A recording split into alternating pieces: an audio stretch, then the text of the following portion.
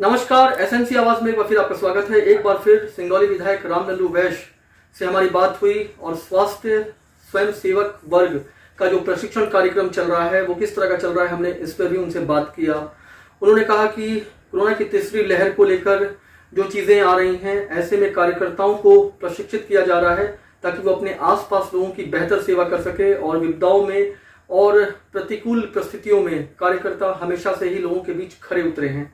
इसके साथ साथ उनसे जब ये पूछा गया कि ये जो रोजगार मेला लग रहा है इसमें न्यूनतम से भी कम वेतन दिया जा रहा है और कई कंपनियां हैं जो शिरकत नहीं करती हैं और उदासीनता सी दिखाई दे रही है, जिसकी वजह से जो बेरोजगार वहां पर आते हैं वो भी उदासीन हो रहे हैं। और कई बार ऐसा लगता है जितनी भीड़ वहां पे दिखाई दे रही है, कई बार ये रोजगार मेला ना होकर बेरोजगार मेला जैसा दिखाई देता है। आखिर युवाओं के लिए कुछ बेहतर क्यों नहीं हो पा रहा है, और जब इस तरह का रोजगार मेला लगाया जा रहा है उसके बाद भी युवा जो है वो रोजगार से क्यों वंचित हो रहे हैं, इस पर भी उन्होंने अपनी बात रखी। और इसके साथ साथ उन्होंने कहा कि कंपनियां जो इस मेले में शिरकत कर रही हैं उस पर खास तौर से नजर है कि वो युवाओं को किस तरह से काम दे रही हैं। इसके अलावा उन्होंने क्या कहा ये आप सुनिए।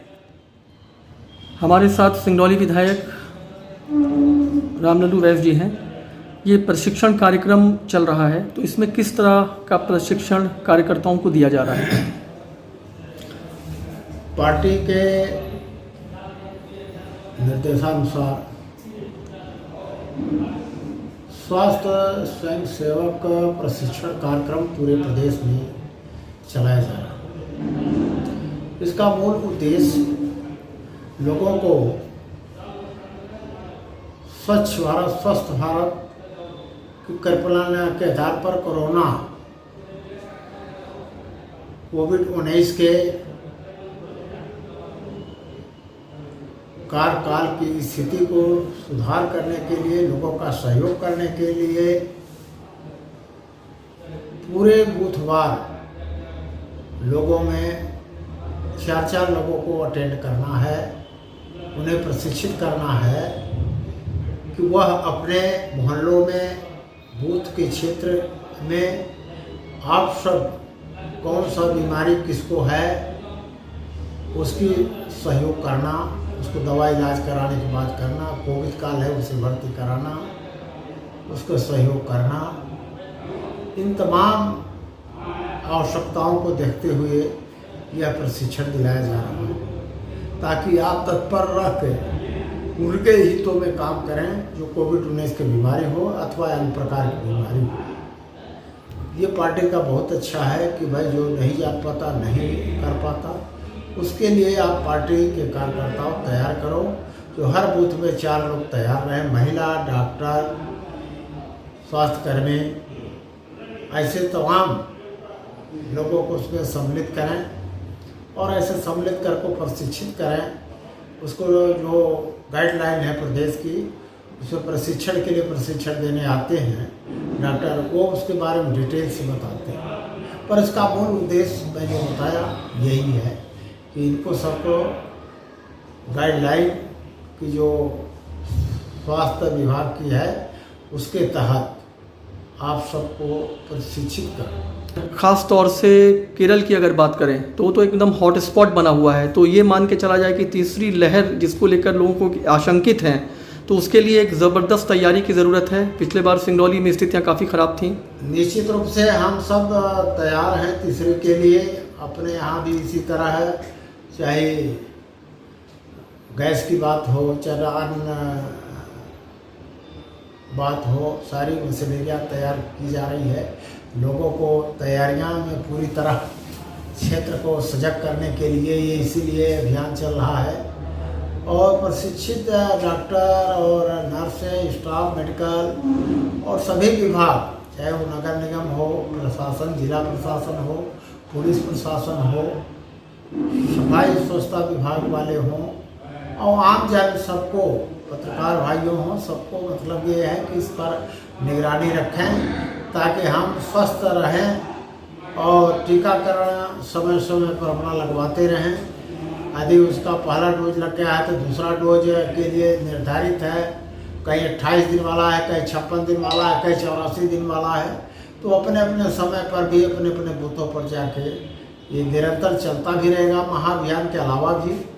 और वह धीरे धीरे करके सबको लग जाने से ही हमारा ये कोरोना का महामारी पर निजात मिल सकती है, हम सुरक्षित रह सकते हैं और सुरक्षित लोगों को कर भी सकते हैं। अच्छा, जो तीसरी लहर को लेकर सितंबर और अक्टूबर में काफ़ी पीक की स्थिति होगी, इसको लेकर एक भविष्यवाणी बार बार हो रही है कि 15 सितंबर अक्टूबर के बीच में आने की संभावना व्यक्त किया जा रहा है। हम तो भगवान से चाहते हैं कि आए ही ना यार, बिल्कुल, क्योंकि एक से दो बार होने के बाद दूसरी बार बड़ी संकट दे के गया है लोगों को, परिवार को।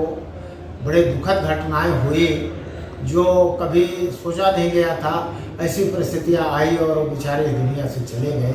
उनका परिवार दुखी है और हम सब इसी नज़रिए से ये सब तैयारियां पार्टी ने कर। लेकिन इस विपदा में आप लोगों को बढ़ चढ़कर हमेशा लोगों के बीच में देखा गया, और स्थितियों को कैसे बेहतर किया जाए इसके लिए हम लोगों ने निश्चित निरंतर, इसीलिए सरकार ने, हमारे देश के यशस्वी प्रधानमंत्री जी ने कहा कि जो गरीब तबके के लोग हैं उनको अन्य योजना भी चलाया कि हम दीपावली तक इनको सबको निःशुल्क खाद्यान्न उपलब्ध कराएंगे। और इसी कड़ी में निःशुल्क होने के नाते ही प्रधानमंत्री 10 किलो की बोरी में, जिसमें आप देखे होंगे कि फोटो उनका लगा हुआ है प्रधानमंत्री माननीय नरेंद्र मोदी जी का, उनके तरफ से भी आपको दीपावली तक निःशुल्क खाद्यान्न उपलब्ध कराया जा रहा है। अब रही बात, तो कांग्रेस को तो मिल में निकालने का उनका काम है। ये जन कल्याण अन्न योजना की बात आप कर रहे हैं, तो एक बात ये भी आ रही थी कि वहाँ पर 100 लोगों को देना था और हज़ारों की भीड़ पहुँच गई, और वो कोविड प्रोटोकॉल का पालन भी नहीं कर रहे थे, मास्क नहीं लगाए थे, और बिल्कुल धक्कम धुक्की जैसी स्थिति थी। असल में क्या है कि प्रोटोकॉल का ध्यान देते हुए 100 आदमियों को ही प्रत्येक बूथ पर प्रथम चरण में तय किया गया, दूसरे चरण में दूसरे महीने में होगा। इस तरह से जितने भी लोग हैं हितग्राही वो सबको मिलेगा। अब ये जरूर हुई कि लोगों को सब सोचते हैं कि हमको भी मिल जाए की बात, लेकिन प्रशासन ने वहाँ पर उन पर एक मतलब अंकुश क्यों नहीं लगाया? प्रशासन वहाँ पर कई सबको सूचना दिया गया था कि 100 लोग आए, और 100 लोग के अलावा भी लोगों को ये संतोषा नहीं होता। देखिए तो क्या बोला जाए, आप किसी को आप वहाँ कुछ बोल नहीं सकते ज़्यादा, इसलिए कि भाई बीपीएल धारी हैं और उनको भी लगता है कि हमको पहले मिल जाए। पर उन्होंने चिन्हित किया था सभी पीडीएस की दुकानों में कि किनको अभी हमको देना है। 100 आदमी की सूची बनाए, 100 आदमी आप आएँ ले जाएं, और फिर 100 आदमी अगले महीने आएंगे ले जाएंगे। इस तरह से क्रमशः दीपावली तक चलता है। लेकिन ये जो हज़ारों की भीड़ दिखाई दी, ये तो चिंता का विषय है, क्योंकि कोरोना का संक्रमण का खतरा अभी ख़त्म नहीं हुआ है, तीसरी लहर की भी बात चल रही है लगातार। ऐसे में ये जो इस तरह का कार्यक्रम होता है और वहाँ हज़ारों लोग पहुँच जाते हैं, तो स्थितियाँ तो ख़राब भी हो सकती हैं। नहीं, खराब क्या होगी, अब यही है कि निराश होकर लौट आते हैं लोग। पर भाई वो उसका उद्देश्य यही है कि कोरोना काल में ज़्यादा भीड़ भाड़ ना हो, हम सबको इजाज़त देते हैं 100 ही लोग आएँ और फिर अगले महीने 100 आएँ। तो इस तरह तो आप ये क्या कुछ अपील करेंगे जनता से कि जब इस तरह का कुछ हो तो कम से कम वो संयमित हों? उसकी अपील बराबर निरंतर ये प्रदेश में मुख्यमंत्री जी वर्चुअल के माध्यम से भी करते हैं। नहीं, सिंगरौली की जनता से आप क्या अपील करेंगे? सिंगरौली की जनता से सिंगरौली की जनता से उम्मीद तो हम यही करेंगे कि जो गाइडलाइन है 100 आदमी का प्रत्येक महीने में खाद्यान्न उनको निःशुल्क मिलता जाएगा, और उसी क्रम से आएँ। अपने सभी लगभग हम समझते हैं कि नगरीय क्षेत्र में और ग्रामीण क्षेत्र में सभी जगह दुकानें हैं पीडीएस की, और वहाँ पर अपना जो उनके हक का है, जिसको प्रधानमंत्री मुख्यमंत्री देना चाह रहे हैं, वो आके अपना लेते हैं। रोजगार मेला लगातार लग रहा है, कईयों को नौकरी भी मिल रही है, लेकिन बड़ी कंपनियों की उदासीनता दिखाई दे रही है, और जिस तरह से वहाँ पर बेरोजगारों की भीड़ दिखाई दे रही है, इसे बेरोजगार मेला कहा जाए तो कम नहीं होगा। अब ऐसा है कि रोजगार मेला में काफ़ी संख्या में कंपनियां आई, ऐसा नहीं है, पर जितना ही उस कंपनी के रोजगार के मैन पावर की आवश्यकता थी, उतना ही फार्म तो बहुत भरे गए, ये मैं भी था। पर चूँकि रोजगार मेले में हर आदमी तो चाहता है कि भाई नौकरी मिले, बेरोजगारी हर घर में है, इसे नकारा नहीं जा सकता। परंतु स्थितियाँ आप भली बात जानते होंगे कि हर आदमी चाहता है कि हमको यही जॉब मिले, मान लीजिए जहाँ अधिक पैसा मिलता हो, अच्छा सुलभ स्थान हो, किंतु सभी लोग एक ही स्थान पर तो नहीं दे सकते कि सिंगरौली में हो, उसको सीधी रीवा, सतना या अन्य जिलों में भी जाना पड़े। अपने सिंगरौली के लोगों का ये है, तमाम उद्योग हैं स्थापित, तो यही हमको मिल जाए, बाहर न जाना पड़े, और बाहर जाने की अपेक्षा वो नहीं जाना चाहिए। अच्छा, न्यूनतम से भी कम वेतन मिलने पर जो रोजगार मेला जो है वो कहीं ना कहीं अपना औचित्य खोता सा दिखाई दे रहा है। इसकी शिकायत लोगों ने आपसे भी किया होगा, कलेक्टर साहब से भी इसकी शिकायत किया गया कि न्यूनतम वेतन से भी कम दिया जा रहा है। ऐसे में जो बेरोजगार युवक वहाँ पहुँचते हैं वो थोड़ा उदासीन से दिखाई दे रहे हैं। बिल्कुल, बात ये मैंने कहा कि सरकार का लक्ष्य ये है कि 70% रोजगार यहाँ के युवाओं को मिले। कांग्रेस की सरकार थी तभी कहा तक 70% रोजगार, कमलनाथ में तमाम बोर्ड लगे थे चौराहों पे, सब जगह। उसको माननीय मुख्यमंत्री शिवराज सिंह आए तो नहीं कुछ बोले ठीक है, एक सरकार ने करके 70% गया है, अच्छी बात है, 70% मिलना चाहिए। प्रदेश की जनता के बेरोजगार युवकों को इसका अवसर मिलना चाहिए। कौशल विकास के अंतर्गत भी बहुत से उद्योग का प्रशिक्षण देके और चलाया जा सकता है। अभी आप एक नया देखे होंगे कि NCL के द्वारा एक नया प्लास्टिक औद्योगिक इंजीनियरिंग का काम शुरू करवा रहा है। CSR के माध्यम से 6 महीने का प्रशिक्षण देगा। यदि आप उसको कर लेते हैं तो कहीं न कहीं बैंकों के माध्यम से रोजगार स्वयं भी कर सकते हैं और उन संस्थाओं में रोजगार देने का भी आप काम कर सकते हैं। अच्छा, ये रोजगार मेले में जो कंपनियां न्यूनतम वेतन से कम दे रही हैं, इस पर लेकर के आपकी नज़र है? हमारी तो नज़र ये है कि जो शासन का या कंपनियों का मानदेय हो अथवा वेतन हो, इनका कम देने की आवश्यकता नहीं है, क्योंकि काम करने के लिए जब आप सही देंगे तभी काम करेगा।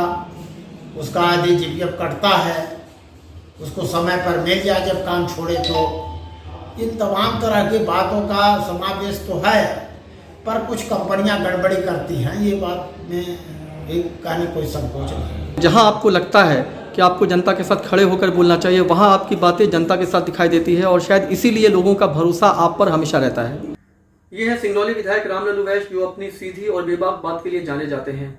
कई मौके पर अगर उन्हें ऐसा लगता है कि उन्हें आलोचना करना चाहिए तो वो किसी की भी आलोचना करने से पीछे नहीं हटते हैं। मकसद सिर्फ इतना है कि जनता के लिए कुछ बेहतर हो सके। और यही वजह है कि जब रोजगार मेले पर उनसे बात की गई तो उन्होंने कहा कि कंपनियां बातें तो बड़ी बड़ी करती हैं, लेकिन बेरोजगारों के लिए बेहतर तो नहीं हो पा रहा है। लेकिन फिर भी इस तरह के रोजगार मेले का उद्देश्य है कि कम से कम उन्हें काम तो मिले और वो बेरोजगार जो काफी समय से घूम रहे हैं उन्हें यहाँ पर काम मिले। खबरों के लिए SNC आवाज देखते रहिए। SNC आवाज के साथ सैफी अब्बास।